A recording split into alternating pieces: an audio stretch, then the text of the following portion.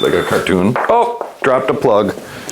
Hey bike farmers, thanks for clicking in. It just occurred to me yesterday that I think there's a lot of people out there that have no idea how to tell when their bike needs a tune-up. And I know that for a fact because I see it both ways. I see people bring me bikes that have like never been ridden, and just because they think it needs a tune-up, they bring it in and they're like, oh no, I'll pay you $100 just to give my bike a tune-up. And I'm like, it doesn't need anything. It's like less than a pump and polish. And then on the flip side, I'll have somebody bring me in a 30-year-old bike that's been ridden into the ground and they're like, $100 tune-up, I'll take it. And it's like, no, you need everything replaced. And it's because they didn't know that their bike was out of tune. So I thought, what would a smart content creator do if they were me? And I thought, I'm gonna make a video about how to tell when your bike needs a tune-up. So that's what this video is about, and then I'm going to give this bike a tune-up, and I think it's all gonna go straight forward. I thought that originally, and then I realized that this rear wheel had been replaced, and the hub was a road hub, and this is a hybrid, and the axle was wrong, so I made a whole other video where I swapped the axles out, but it's fitting swimmingly now, and this is just such a good example. I can't wait to get started. So I guess you kick back, relax, and I'm gonna get started right after the intro.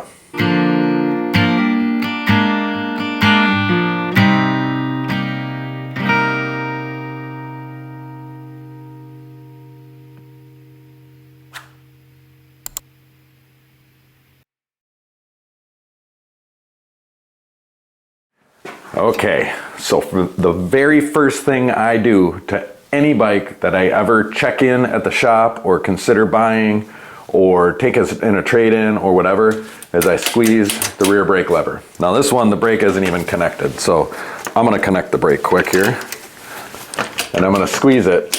Oh man, yeah, so see how far that lever goes in? That means the brakes are loose. So that means two things. The cables are stretched, blah, blah, blah, so it needs to be adjusted, and or the brake pads are worn. But I'm also, like, you can't feel it because you're watching it, and I would always wish that you guys could feel what I feel, but it's just not slicker than snot on a doorknob, and I need it to be slicker than snot on a doorknob. So right away I can be like, your bike needs a tune-up. I just know that because if that one's like that, then all the other ones are like that too, likely. But I'll squeeze the front one and confirm that it too is a loose brake. And I can look right here and I'm like, ooh, those pads are, maybe. Next thing I'll do is I'll just kind of click these and see if things are gummed up. These are not super gummed up. I can tell that they could benefit from some one step, but I don't have to flush anything out. It's not gonna be like problematic for me. And then I just kind of look and I check the chain to see if it's dry. This one hasn't been lubed in a while, but it's not dry, it's not rusty. So I can tell that the bike has been stored likely in an attached garage of some sort. So it's gonna be a straightforward tune-up. Now, when I know it's a straightforward tune-up, I'm like, hey, that's good. First of all, we're still at $100, and then I look at the brake pads. So I'll bring you with me on that. So I usually just kind of pull them aside and then eyeball and just see if there's some meat left on that bone. It's kind of hard to tell sometimes, so if you loosen them up, you know, you can get away with that. I think that since this is a used bike that I'm going to be reselling, I am going to replace them. And in this case, I would ask the customer what they would like to do. Would you like new brake pads or not? You're right on the fence. That's what's great about this bike, is everything's right on the fence. So you have that conversation, you ask, and 9 out of 10 times they're like, just replace the pads because they're only $10 a pair. Now, if you're out to make money, this tool here will make you more money than any other tool in the bike shop. The Chain Checker 3.2. If you can see here, you have one side that says 0.5 and one side that says 0.75. So that's 0.5% and 0.75%. There's two sides to this coin. So what you do is you find the 0.5 side, so that's this side, and you go like this, you put it on one link, right there, and you hold it tight and with your chain tight, and you see if this tool, if you can get it to slide down in there. And before I got it to slide, okay, so yeah, it does, it drops down but barely. I had to like force it. So if the tool slides in there, if it makes it past that bushing, right, you're like, it's starting to show some wear. If it's starting to show some wear, usually you can replace the chain without having to replace the cassette too. Now, if it's the 0.75, okay, now you can see it doesn't even get close to dropping in, right? But if it does, then you're like, ooh, definitely replace the chain and most likely you'll have to replace the cassette. So when you have these conversations with customers, or when I do, if they, oh man, the chain is worn out, they think it's like a timing chain or something on their car and everything's gonna explode and they're gonna go bankrupt. And they're like, definitely change it. But you definitely don't need to change it. So this one is staying. They call it chain stretch, but what it is each one of these bushings in there wears out just a tiny, tiny bit, and it causes things to stretch out a little bit. That's what I've been told. But that doesn't make sense. Oh, it wouldn't be the bushings that wear out, it would be the pins. But still, actually the bushings too. Yeah, it would be the bushings, because the tool goes on the bushings. Clear as mud. It's a new one. Okay, so here I'm looking at the rear tire tread, and you can see how you got a groove here and it kind of disappears, and a groove here, and like on this side they just kind of disappear. Okay, looking at the center ridge and get an idea what that looks like. Now let's look at the front.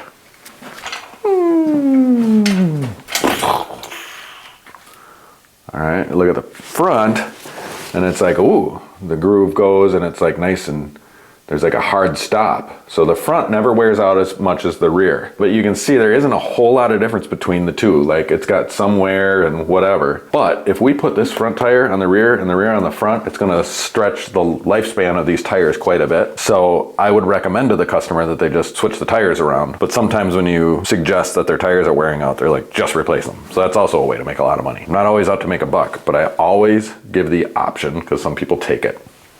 And then I'll kind of go through and inspect, you know, the tires and just see if there's any cracking and, you know, showing any wear. And these are fine. You know, these are great tires. These Contact Plus Cities, you know, very durable tires. So there's no reason to, I'm not going to replace them on this bike. I think whoever buys it's like better than what I would put on brand new. So they're great tires.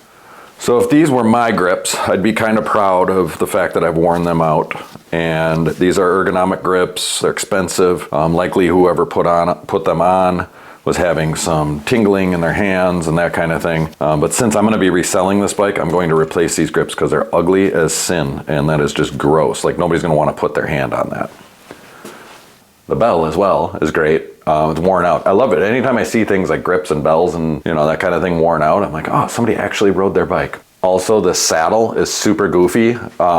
I don't mind this. Some people are really into it, this kind of saddle, but it freaks people out. So I'm gonna put this in the used bin and maybe sell it used, or it'll go on something else. I'm not exactly sure. It's a very comfortable saddle. And then these rat trap racks, I think, are just kind of ugly, and you know, really, I guess there is sometimes that makes sense. Like, I just don't like this rack. It's got some sun damage, and maybe I could bring it back to life. Maybe I'll try to resurrect it. But I kind of want to just take it off. I generally remove all of the accessories on a used bike, and this bottle cage is going to go because you can see it's kind of worn out. So it's going to go. Another thing I'm noticing here on this bike, I bet this was used as a commuter bike, but you see this rubbing here? Somebody had a cable lock wrapped around, and it's rubbed the paint away a little bit there. Not a concern, just something I noticed, but you can look for little forensic clues on these bikes and kind of know what they've been through, where they've been. But this one is just a perfect specimen for when a bike needs a tune-up. So, regular viewers will know, per the usual, this is where we remove the wheels. For you new viewers that clicked in because you wanted to know if your bike needs a tune-up, now that you know what to look for, now you can see what to expect from your bike shop when they say, yes, let's tune up your bike. I think every bike shop's a little different on what they do with tune-ups. My basic plan here is to clean, lubricate, and adjust everything. Another flippant way I phrase it is, I'm just gonna fix the whole bike. But the first thing I do is disconnect that bit of cable. I can get that rear brake cable off there. That's the rear brake cable there. And then of course, these cables go right through the frame and come out down here, because God hates me, because I'm a terrible person. And by God, I mean Trek. To be fair, I didn't start complaining about Trek until they started doing things like that. Anyway, I have Dawn Power Wash here, and I am squirting it down here in the nether regions because it was filthy, you know? you're gonna take a dump all over your bike, just wipe afterwards. With a little bit of light degreaser, like Dawn Power Wash, it's magic on these bikes, and a little bit of butt flossing into the nether regions, get things all cleaned up there.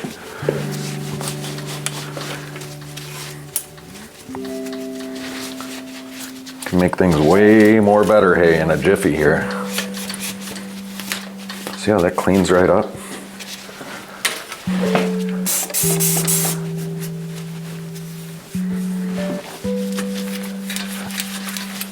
And something else I'm gonna do on this bike, just because of the way those cables are routed, is we're gonna get underneath it here. Get a real good sniff of the under regions. So with things like this, we can drop some lube right down the cables there, and it'll get sucked right into the housing, just gravity. Lube up these cable guides and get that process started.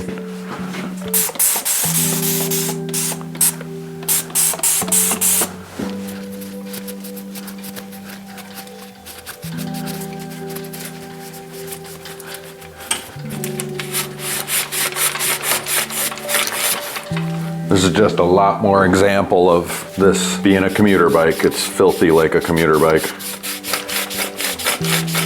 This one's been ridden.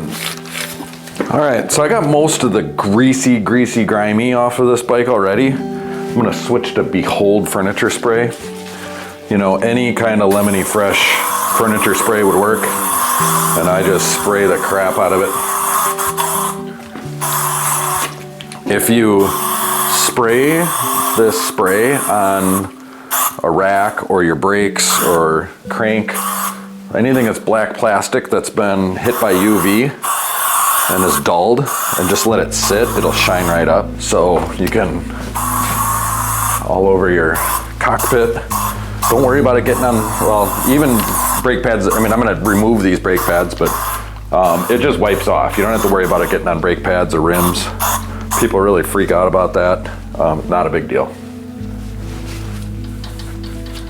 Hey bike farmers, just a couple quick notes while there's a lull in the action. I recently figured out that I'm making about $15 for every 1,000 views with AdSense money. I can count on most of these videos hitting about 10,000 views. Each one of those videos takes about 10 hours to produce. I'm making about 15 bucks an hour before taxes. That's really not half bad, but it's not enough to live on. So I either gotta get really good at making videos, or I'm gonna need your help. You can send a super thanks right now, or consider joining the channel as a monthly sustaining member. Or head over to bikefarmer.com and buy some merch. There's a link below in the description. Thank you so much for watching, and thank you for your support. Now let's get back to the bikes. Now that everything's all nice and clean, you can see how I still have the furniture polish just sitting on all this stuff. Didn't wipe all of it down. We'll just let it kind of soak in. Like I said, it just makes everything shiny. We will be wiping as we go and get to it, you know. So with this loose, let's move up front and lube that shift cable from the shifter. Since we kind of lubed it when the bike was upside down. And it's too bad that this plastic is broken off the shifter. It doesn't look good. It's not good customer forward facing componentry, but it's not worth replacing the shifters if they're still working. So we just put a little bit of lube in there for good measure. Front one, we got to do a little bit of trick to it, but yeah. Now hopefully, if we do that, we can get just enough access. So this is why it's a pain in the butt. When you have internal cable routing and everything's hidden, it's good because it's a closed system, so it's like harder for moisture or anything to get in there, but it's also harder to service. Like I don't want to have to take the cable apart and everything just to lube it, you know? Yeah, and everything's moving really slowly, so we might have to. That's frustrating. Rear one feels good. I'm gonna take some Finish Line One Step, it's a cleaner and lubricant, and squirt it in the shifter pods. Just kind of flood that system, and we'll do both of them.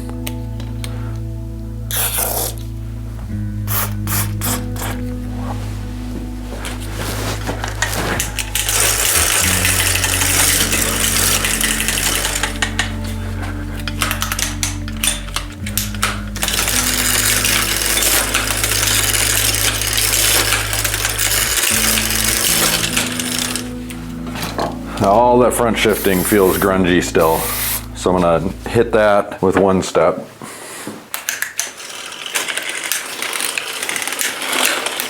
Oh, this drives people crazy too when I have the chain rubbing on the chainstay like that.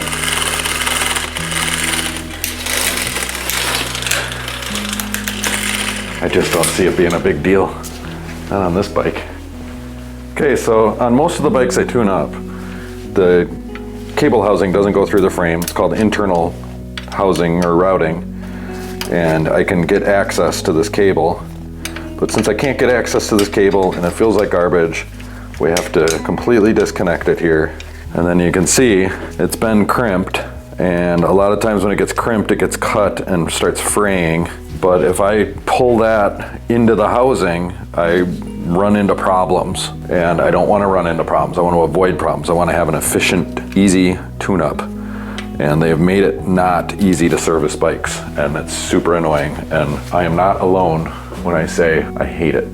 But with that loose, then, oh man, something is stuck. But at least I have some access. We might just end up replacing this cable if I can't get things to move a little. Yeah, I mean, something is gunked up. Something is gumming up the works. All right, so it's nothing here, right? This is all free flowing. Oh shit, what did I just do? I just pulled the housing through, see? Okay, no big deal. No big deal, we're okay. But I'm having a hard time getting this cable to move in this piece of housing. So somewhere between here and the shifter, the works are all gummed up. So, and these cables on these shifters aren't easy to do. So I'm gonna clip this cable tip off. Worst case scenario here is new cable and housing. Okay, we'll get that out. I'm gonna do my best to clean up where this is crimped here. And I just like a good old fashioned pliers usually to do that. And I just kind of try to make it round again. Oh man. Yeah, it just doesn't wanna come. Oh man.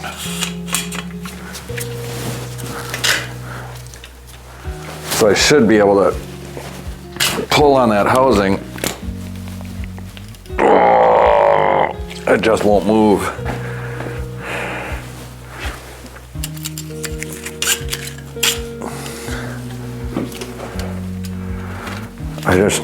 I can't imagine that that's rust in there. All right, so what I'm gonna do is down here, I'm gonna cut this cable off as short as I can, and then somehow try to pull the cable through without pulling that housing. Oh man, maybe I should have pulled it the other way. Struggle bus. We are gonna replace the cable.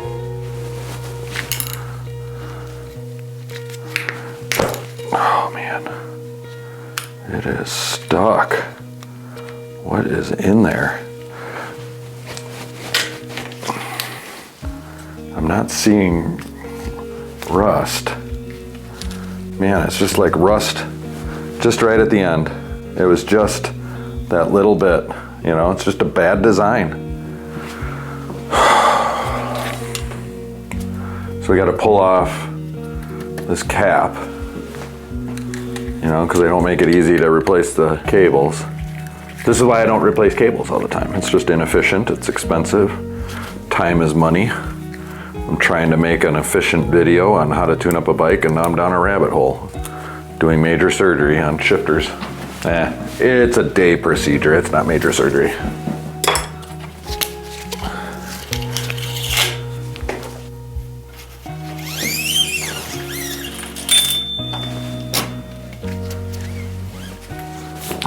and clean up this little, I'm just gonna clean up the end a little bit. So I'm going to start by squirting some Tri-Flow right into the housing. Okay. Then we'll put this brand new cable, and that's gonna push that Tri-Flow through. Yeah, I mean, it's through and it's slickered and it's not on a doorknob. Unbelievable. So I can pull on this cable, get that to go into its happy home. Just like yow. Okay, and then this guy's got to get into its happy home way under here. It's like threading a sewing machine. That guy goes up into there. Wiping as we go, wiping as we go.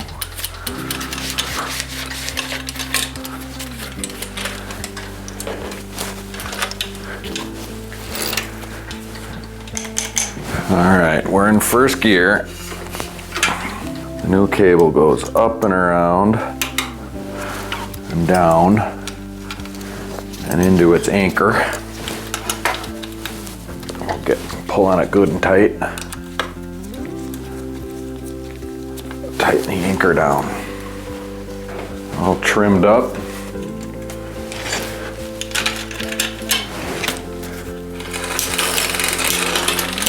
Way more better, hey. We'll call it fixed.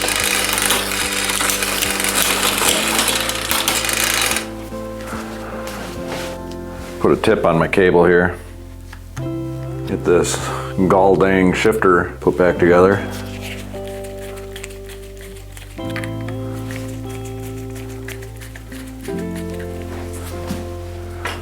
So the front brake cable is very similar to that front shifter, or how it was, and that you just gotta lube it up and let gravity do the trick. And then don't forget to lube your noodle. This part is called a noodle. And we just kind of put some in there and then you work it.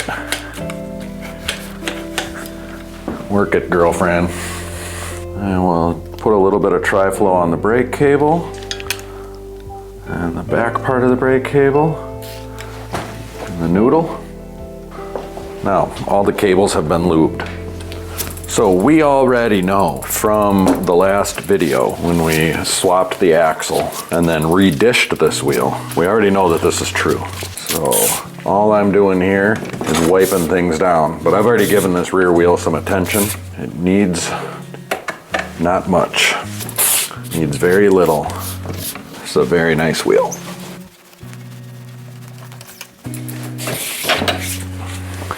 And the front wheel, I suspect, is in pretty good shape too. Just a tiny bit of play in that hub. Ooh, it's making some noise. We should squirt some grease in there.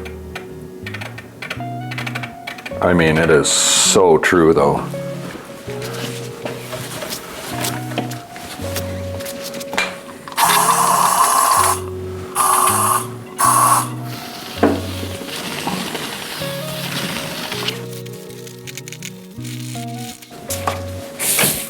Alrighty, let's take a look at this front hub first, and then we'll swap these tires around. Get this skewer out of the way. I just have a little poker tool here to get that dust cap off. Now front hubs, most of the time, are a 13 millimeter cone wrench, followed by a 17 millimeter box end. And I usually back that lock nut off till it just isn't falling off the axle. And then I back the other side off. Okay, now I'm pushing everything this way, so I have access in there, and I just get my grease gun and squirt some grease in that hub. And carefully, I kind of turn it Just smush that grease all around in there. And I'm pushing this way. And then I have access to the other side, which I just barely have a gap to get grease squished down in there.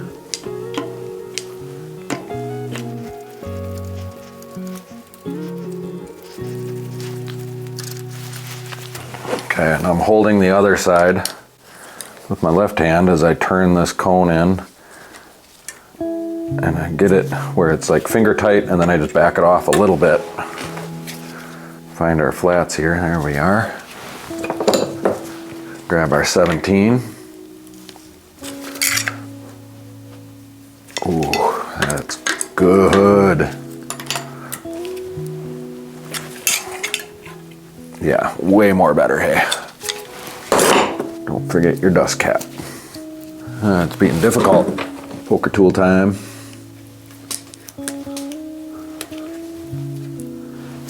Get it down in there. These rubber seals, if you don't get them in right, they'll bind and drive you nuts. Give you the fits. Send you down unnecessary wabbit holes.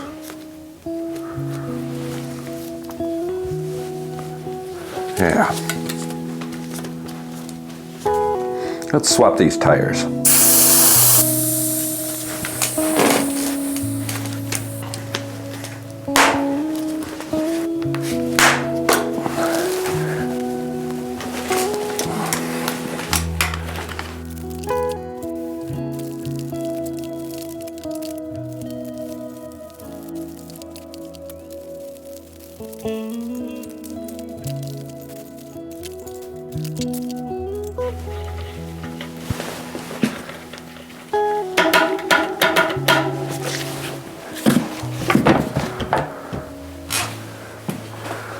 Okay, this is always my favorite part because it usually means that everything's been cleaned and lubed. Now we just get to put it back together and adjust.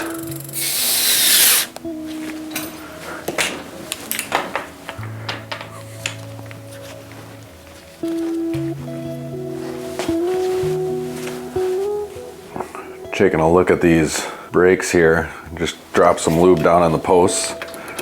Just kind of wiggle things back and forth, move it around. That breathes a lot of life back into them. Then I got new brake pads here, so we'll remove the old ones. Now when I remove old pads from linear brakes, linear pull brakes, I always check, that's the thick spacer. The thin one is right here.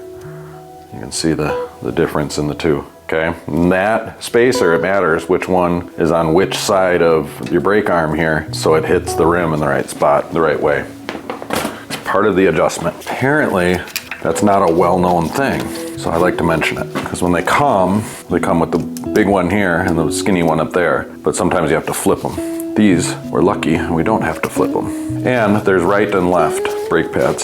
So this is the right brake pad. And, oh man, I almost dropped that. We're gonna pull off those three parts and leave those two on. And I take the nut, line everything up like that. I pinch them, get that back there, find my threads, and hopefully get everything on there. Oh, dropped a washer. Yeah, this is one of the reasons why I don't like wearing gloves. These are great gloves. I get them at Harbor Freight. They're the 9mm. They last forever. You can reuse them. Oh, dropped the nut. But you lose dexterity. I'm pretty good at this when I have bare hands. And I don't know if my arms are getting in the way. The other thing is I'm doing this at a weird angle so you guys can see it. Same deal. Should go a little bit smoother. Now, theoretically, if the cable didn't stretch much, just changing the pads should adjust the brakes and make them tighter. Let's see. Yeah. So I always adjust my pads flat. And when you adjust pads flat, it makes things prone to brake howling, which we don't really learn until we go for a test ride. If you want to get ahead of that, you can toe your brakes, which means you adjust them so the front of the pad hits first.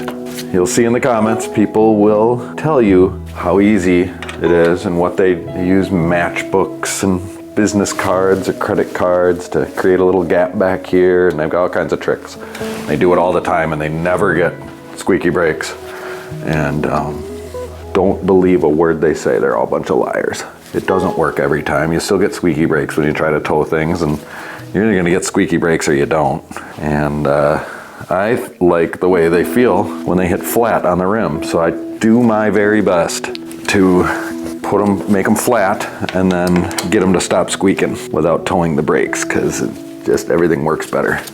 And I can already tell, just because, you know, this kind of is a road bike wheel that we're putting on a hybrid. This rim it's good enough for this bike, but doesn't have a very big braking surface. So these pads aren't gonna hit super great, but that's pretty good. Hey, that feels good. This looks like it's a replacement cable. I don't know, the cable tip looks like a factory cable tip though, so I don't know, maybe it's just in really good shape yet. And nothing's rubbing. Feels good. I don't think I'm ever gonna get it to feel great. This is one thing I haven't done yet, is lubed this pivot.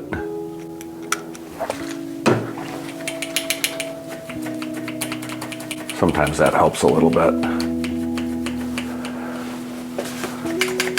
It's pulling from the other side a little bit more than this side. I'm gonna just add a turn of tension, maybe a second turn. Oh, that's it.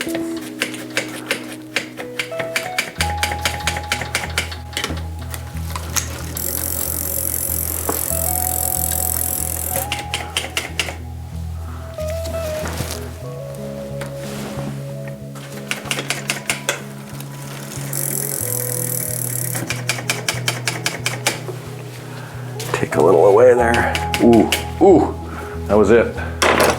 That's what she wanted.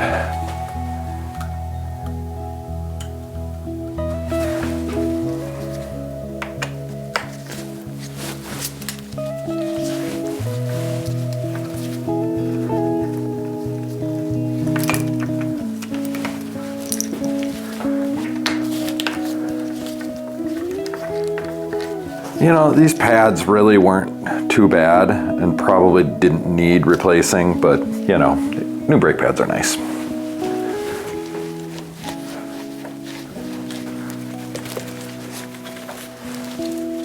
Get some lube on those pivots. It'll work its way in there.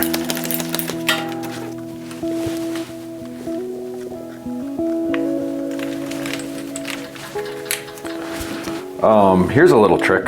These are linear springs, right? They just clip back here. If you release them, and then can get your brake hooked up.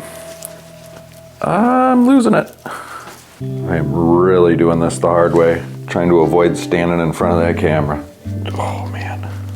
Going by feel here. Can't see a thing. Going in blind. How am I doing? Winning. Oh, I know what I can do here. Finish my thought. So I'll keep the spring on the opposite side, right? And then it pulls the whole system over, right? So that will hold this pad flat against the rim. And then if you're smart, you have the tool in your pocket, but I am not smart. With that spring pulling it all over there, you can get that pad right where it wants to be. Nice and flush, right up against the rim. Tighten her down. Then you can hook this one up and loosen that side. All right, but I'm gonna actually unhook it for now.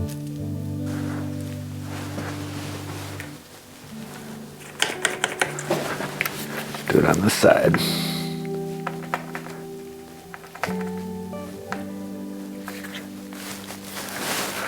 That's a really good way to do those pads. Then hook that up.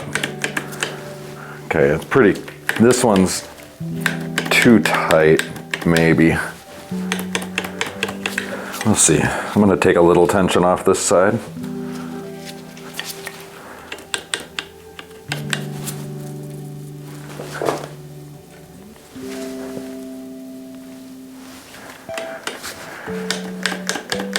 It feels very similar to the rear. There's just a tiny bit of rubbing. That's a lot of rubbing. There's a spring in the noodle. You can, if you look at this little gray part right there, see that? It's like, I don't know, it's kind of an anti-lock thing. Makes the front brake feel like shit, but it matches the rear, and I'm gonna leave it, even though it's just a slight rub. Once those pads made up with that rim, it's the right adjustment. You know, we'll just let them break in. I mean, it's just a matter of a ride or two. I think that's good enough for who it's for, and it's just, I just feel better about that mechanically. So I'm gonna leave it, instead of really messing around and loosening everything up on both brakes and compensating. I'm gonna leave it. This is the magic tune-up sauce, I think. I've really started to enjoy this, mostly for that right there. One step cleaner and lubricant. Then I go through with a rag. This is a pretty dirty rag, but it's dry, and it just kind of sucks all the filth off. You know, clean chain isn't necessarily a big deal. You want lubrication in there. You just don't want a dry chain. Kind of wipe it down both ways. Now that's a really clean chain and lubricated, and it's done. It's very fast, very efficient. I like that. And as suspected, this bike is shifting very, very, very well. Now the front might be a little different because we did all that messing around, and the back is now clicking. Okay, take a closer look here. Yeah, this front shift cable is too tight, so I'm gonna loosen it just a smidge. Kind of keep an eye on things here. Oh, I think UPS is here. I have a special delivery.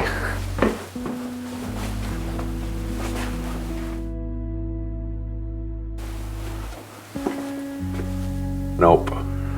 Yeah, I've got a bike coming in UPS, delivering a bike. A viewer posted on Instagram, a guy I met out east, and I expect it any minute. Okay, so it's barely rubbing here, but I would expect that front cable to stretch a little bit. Oh, I had a little bit of room on the barrel adjuster. Check the other way. Okay. So we are not shifting into the little ring. I'm gonna back out the low limit screw. It's gonna relax the derailleur in towards the frame just a little bit. And this derailleur also has seen some action.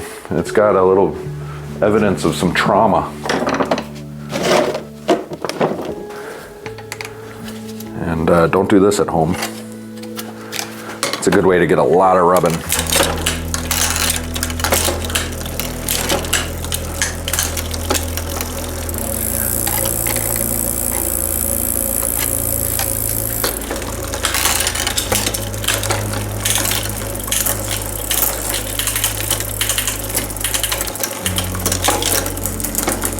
Okay, so that was a little slow shifting here. You know, if I help it. So I'm just gonna turn this out like a turn, maybe a turn and a quarter. Now it's shifting up super fast. Let's see if it comes down just as fast. No hesitation. Just that small little tweak makes a lot of difference. It is working admirably.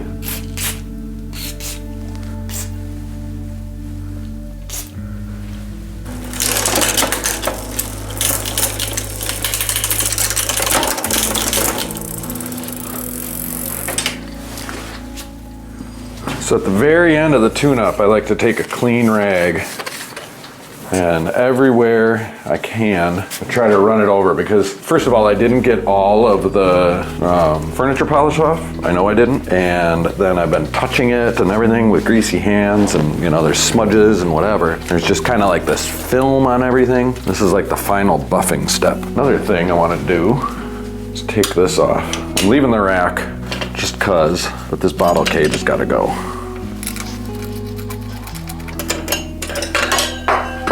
Oh, dropped a cage.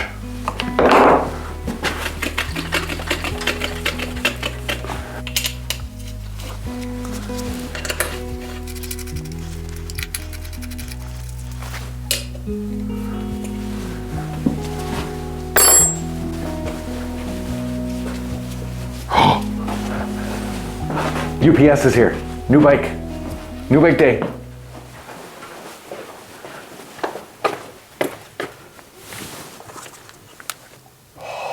I love it when this happens. You know, because I needed another road bike. Here he comes, look how big it is.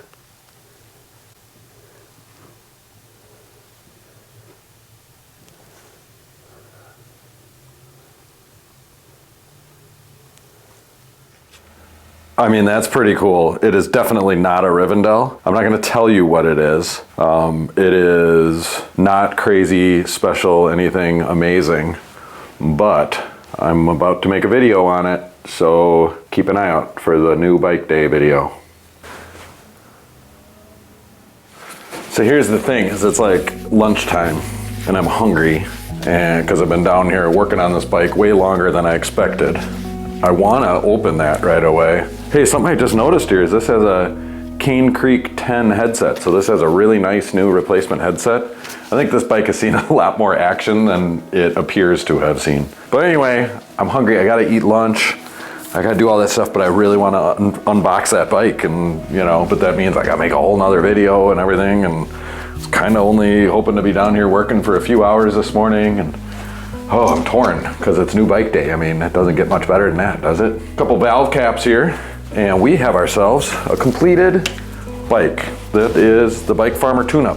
I'm just gonna check the stem bolts, and I know these are tight. I can just tell, mostly because of the replacement headset and everything that's going on here.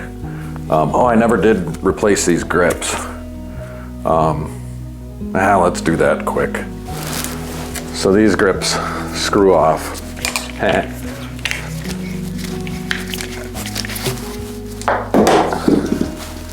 Over there.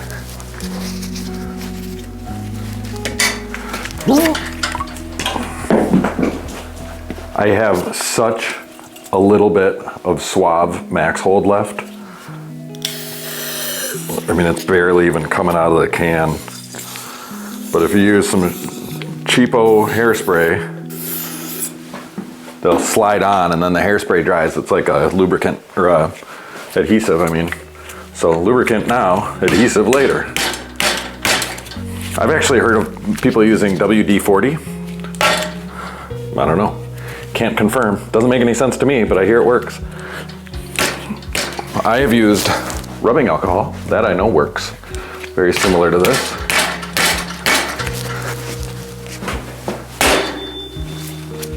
Ding, it's like a cartoon. Oh, dropped a plug. Get the plug started. Smack a homer. It's a 300-yard drive, right down the middle, gutted it. I'm keeping the bell. Okay, now we have a completed bike. Thank you so much for watching.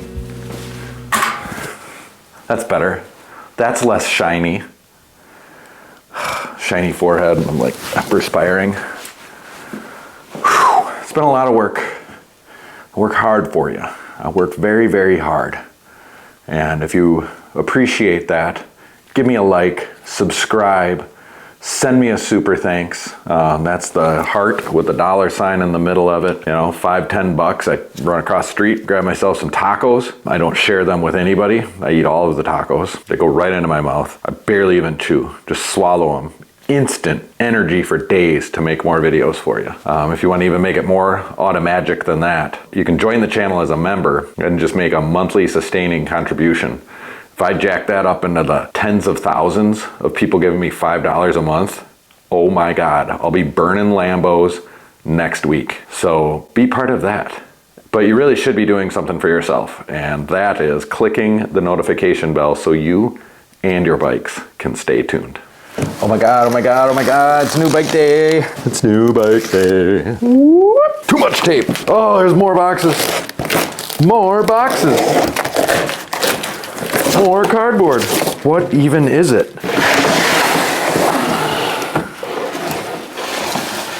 Oh, I don't even know what this is.